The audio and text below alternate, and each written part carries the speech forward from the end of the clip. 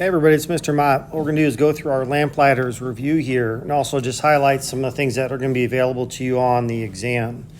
First of all, in the top right corner, you can see our mole map here. This is going to be on your exam. And so it's just not going to have the connections and what conversion factors you use, for instance, to convert between grams and moles or moles to particles. But at least it'll kind of give you an idea of the steps and how many conversion factors you'll need in your calculations. All right. Let's take a look at our first one. We're going to be converting from atoms into moles. So we'd be starting at particles of A and going to moles of A. So that's just one connection, so one conversion factor. All right. So we'd set up our problem with our given information like we normally do. Got my atoms here. And we're going to convert into moles. And then our conversion factor, we know that we're going to have atoms on the bottom to convert and then moles on top. Our conversion factor with small things like atoms or molecules is going to be Avogadro's number, and that's always for every 1 mole. All right, so we'd have our 6.02 times 10 to the 23rd down here.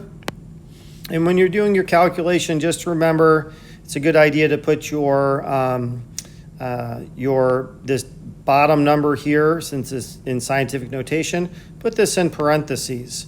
When you're doing your calculation, when we're taking our 5 times 10 to the 18th divided by this, put this value in parentheses, and we should get a value that is times 10 to a negative exponent, because the number on top is smaller than the number on the bottom. All right. Next question we're looking at is we're going to convert from grams into moles. So looking at our mole map, that's grams to moles, just one connection, one conversion factor. So we would start out with our given information. We're going to have, again, one conversion factor. We're going to convert to moles. And then we know we're going to put our units of grams in the bottom. Since it's one conversion factor, we know these units go on top and moles. And so where we get our information now, this is going to be our molar mass. So we'll have to figure out the molar mass of this compound, and it'll be the mass of 1 mole. All right. So that's our first couple problems. Those are one-step problems there. Our next problem here, we're getting into calculations with equations. So it says we have 100 grams of this sodium phosphate. It reacts with an excess of calcium chloride. How many grams of NaCl are we going to form? The thing that trips most people up here is this idea about the excess calcium chloride. All right. Now, something to think about if that is if this calcium chloride is excess, that makes the sodium phosphate limiting. All right. And it's always the limiting reactant that that determines how much product we're going to make. So in essence, what we're going to be doing is that we're going to be converting from our 100 grams of sodium phosphate. All right, and then using our mole map, we're going from grams of A to grams of B. So grams of NaCl, so 1, 2, 3 steps. So we're going to have 3 different conversion factors. And we're going to be solving for grams of sodium chloride. All right. And so that's really the strategy. This video isn't going to kind of show all of the exact numbers that are involved. We do have an answer key on Schoology for this, but just in terms of the strategy, this piece is the thing that tends to throw people off about this type of question. But now that we know about limiting and excess, we do have to tell you how much of each of our reactants that we have. So that's really the purpose of that. All right. Next equation or next problem says we have 25 moles of sodium phosphate, 35 moles of calcium chloride. What is the limiting reactant? All right. So normally with limiting reactant, we solve for a product, but there are a number of ways of doing this. If you do solve for a product, we're going to solve for the same product, okay? And to keep things simple, since it doesn't ask me about grams of product, we're actually going to stop at moles. So what I would do is that we're going to say, okay, looking at our equation, I'm going to convert from, say, sodium phosphate into, say, moles of calcium phosphate as one reaction. our second reaction or equation is going to go from our moles of calcium chloride to that same product, okay? So I'm going to go, say, for instance, 25 moles of sodium phosphate, and I'm going to convert to moles of calcium phosphate there, okay?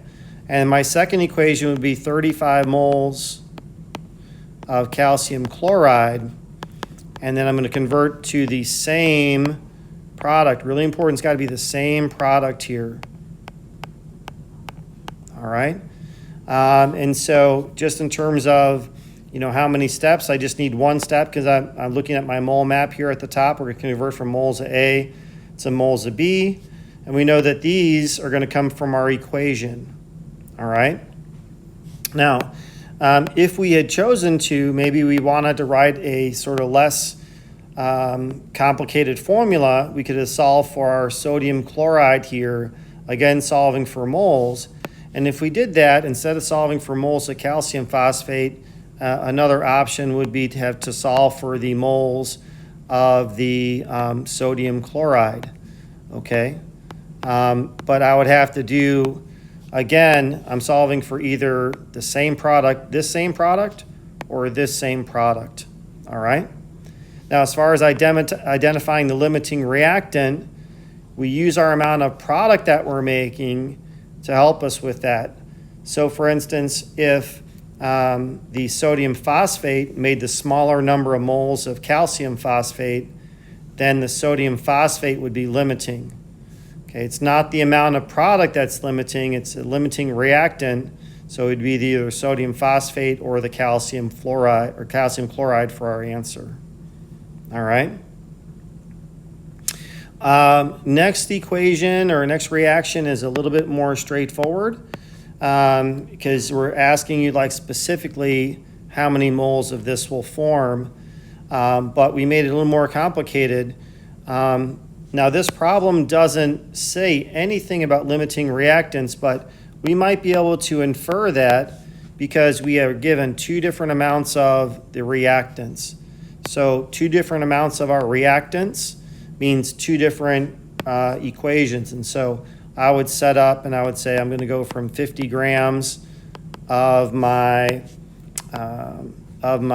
sodium phosphate here as one, and then I'm going to go 50 grams of the calcium chloride as another reaction. And we're going to get to our moles of NaCl. All right, so I'm writing in what units I want to find out here at the end. Okay, now in terms of just the number of steps or conversion factors, we could use our mole map. Just kind of shrinking this down. So we're going to be starting at grams of one chemical here at the top I'm pointing to, and then we're going to go to moles. So this is going to be 1 and then 2 conversions. So 2 steps, 2 conversions.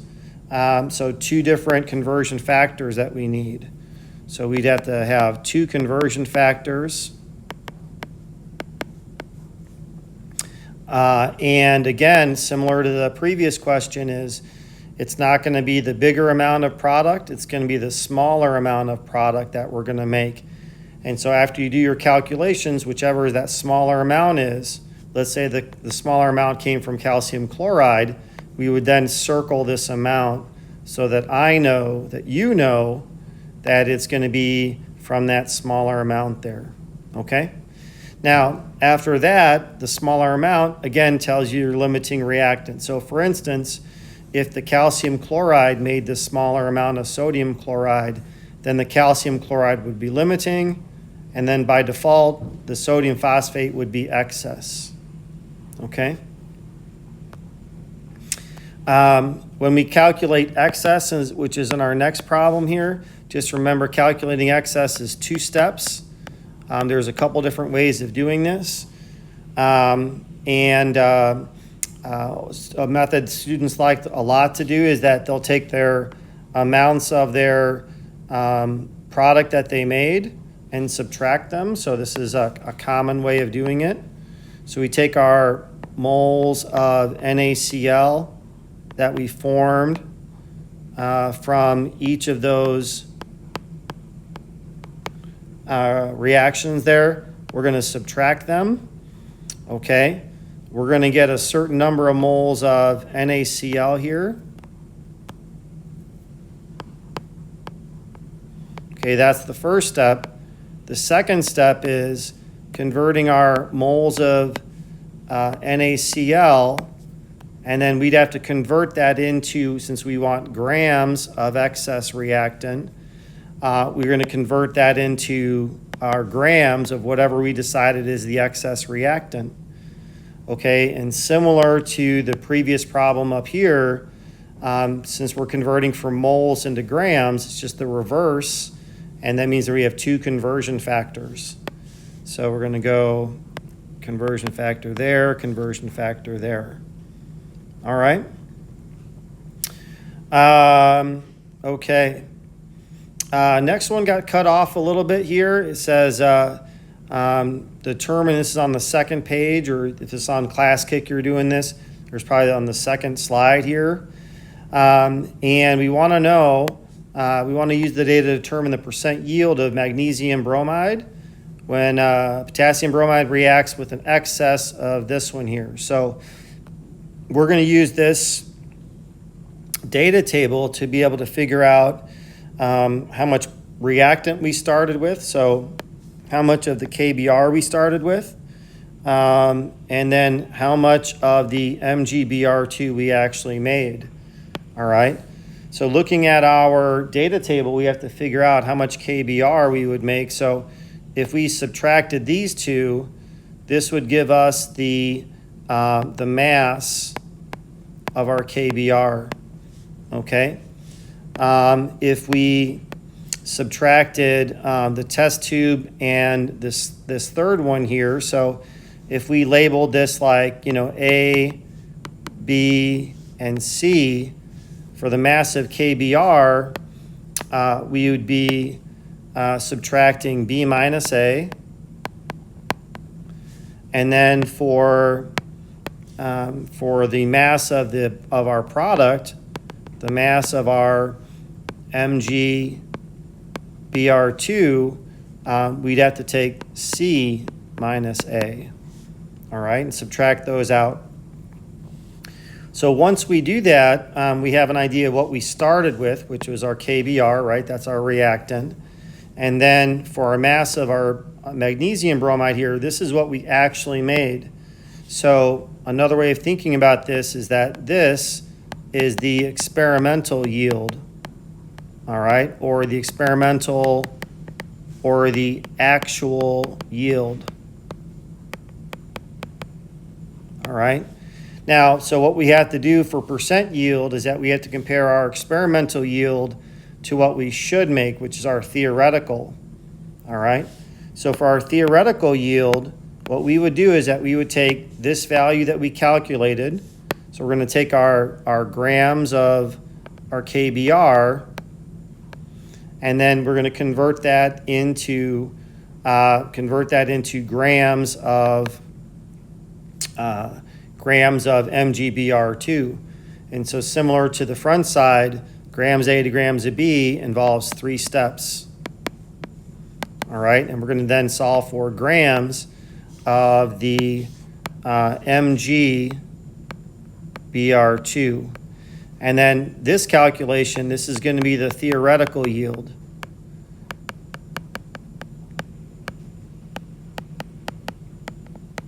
All right. Now, once we do that, then we would be able to then calculate the percent yield. So once we get those numbers, and then so we're going to have our experimental or the actual yield divided by your theoretical yield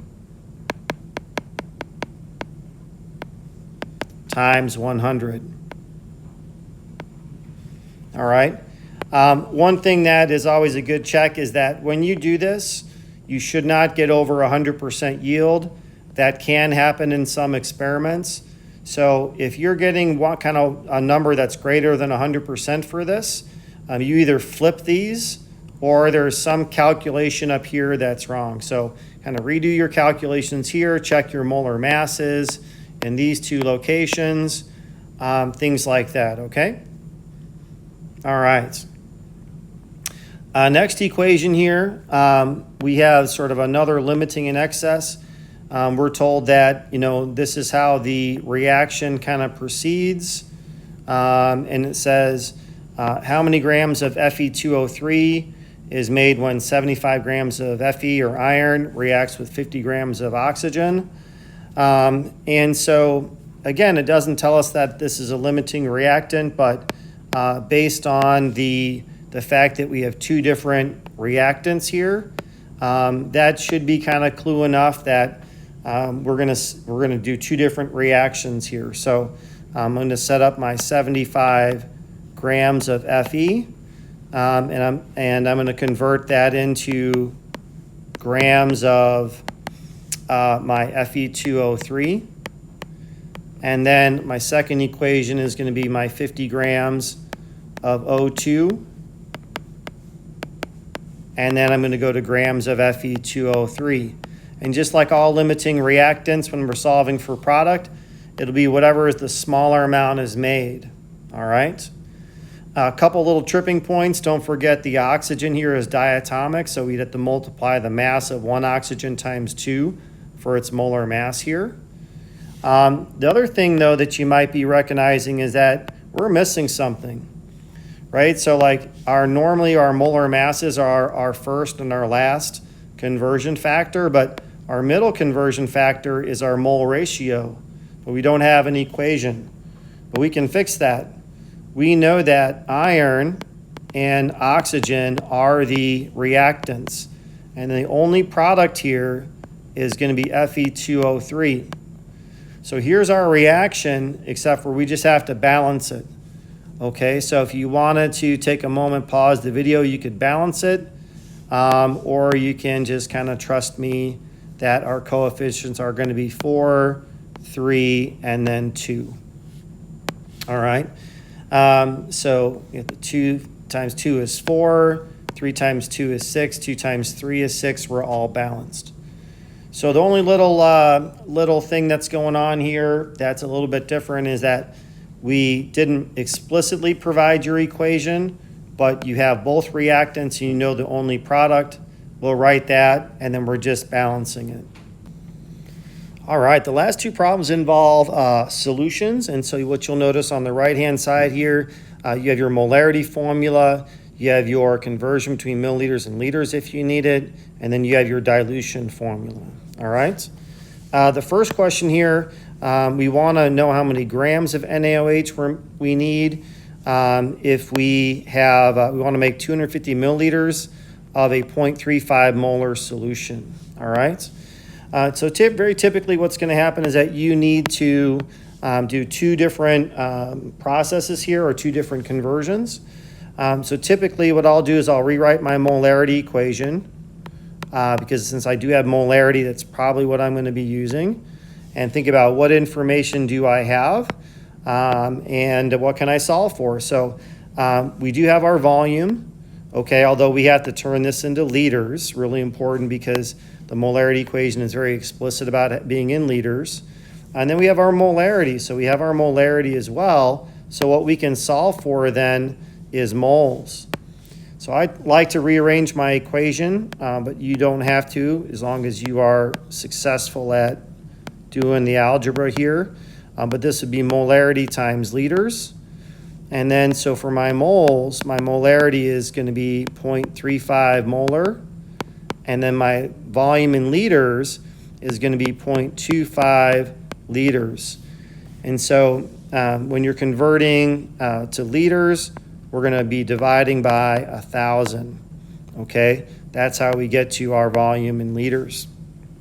Okay, so once we have that, we're going to know how many moles we have, and then what we can then do, like this is kind of be like the first step, and then the second step typically then is to take our moles that we have, and these are moles, our chemical is NaOH, and we'll need to know the identity there.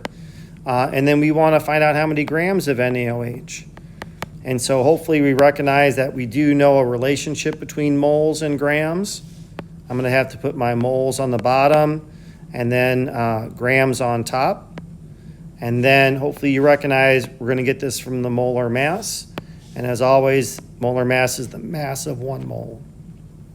All right. The last problem on here, it says how many milliliters. This is what we were solving for here. We're given a molarity here of our acetic acid.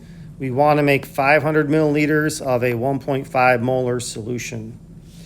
So one phrase that I use in class typically is that my more concentrated solution I call the stock.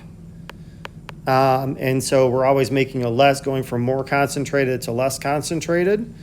So in a dilution, we're going to use our dilution equation. Okay. Now, my stock solution was 17.4 molar. The problem is you're asked to find the volume,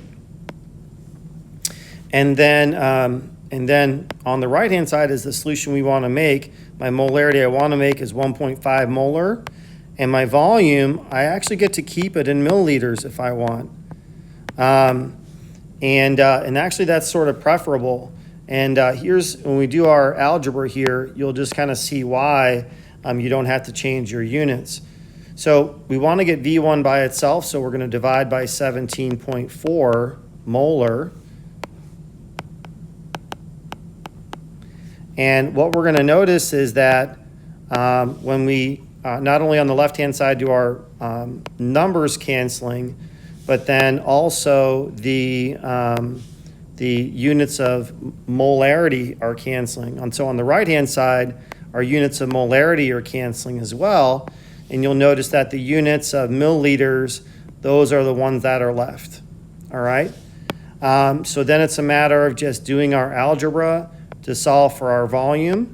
And then again, because the units of milliliters are left, that's actually the units that we wanted in the beginning, so we're all set. Hopefully that helps you, and good luck on the exam.